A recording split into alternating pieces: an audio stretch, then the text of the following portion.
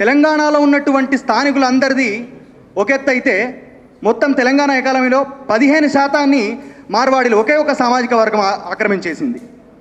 ఒక్క సామాజిక వర్గం 15% ఆక్రమించడం ఏంది?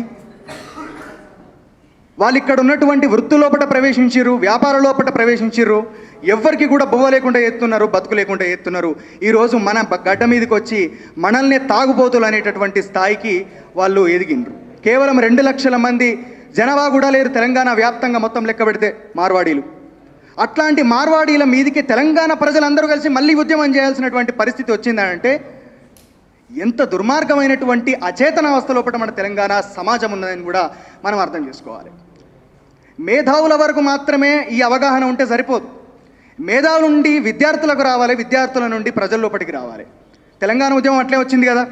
తెలంగాణ అనేది కేవలం మనం కాదు, ప్రజలు నెత్తిన పెట్టుకొని ముందుకెళ్తేనే తెలంగాణ సాధించగలుగుతామని చెప్పి ఆ రోజుల్లో పుట్ట జయశంకర్ సార్ కానీ